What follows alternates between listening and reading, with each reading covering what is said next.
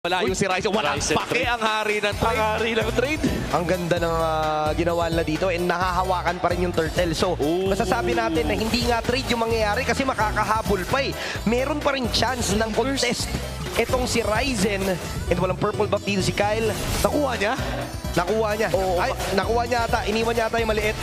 Pero tingnan natin, flap dito, bumitaw ng Bravest Fighter. Siya ang maaaring mabigyan. Mystic Cash na cancel doon sa talo ni James. And turtle magagawa dahil si Kyle securing the turtle. Pero dito naman si Objective Take. Kaso nga lang nandun pa rin yung Blazing Duet na follow-up ni Nets. Hindi nila in-expect na marami barangay. At si Kyle mabibigyan din. Dalawa, kapalit ng pagong. Ang No. Small tugtog pre. Small breed. Napakalaking bagay doon and makakil pa daw si Ryzen.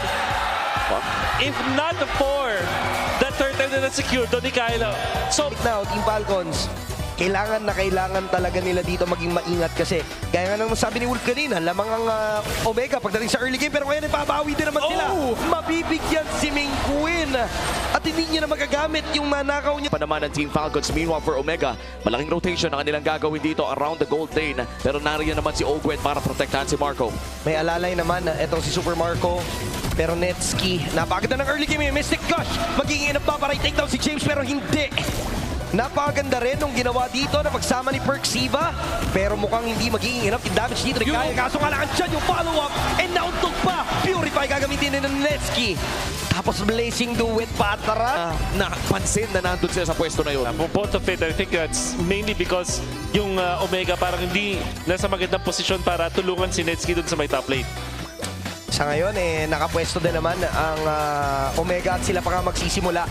Si Ogwen dito napipilitang umatras. Deadly Magic binitawan na. So pwede pa rin makipagsabayan. Pero talo lang ng talo si James. Hindi makawal umapit dito ni Kyle. Pero kill naman ang kanilang magiging goal. James, walang sawang pagtatakda. And golden hour ang gagamitin dito ng Falcons para mapigilan. Pero may SOD pa. Andun din naman yung tulak. Blazing Duet makakancel pa dito ni Kyle. And talaga naman magiging disaster to para sa Smart Omega.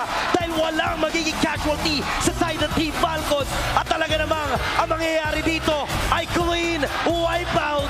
Pero meron silang naisama sa ukay at yun ay si Flap. A 5-4-1 exchange after having almost a 2,000 gold deficit. Anong mga tamang desisyon yung ginawa ng Team Falcons? Pero teka lang, si Haji bibigyan ata dito. Isang banat na lang!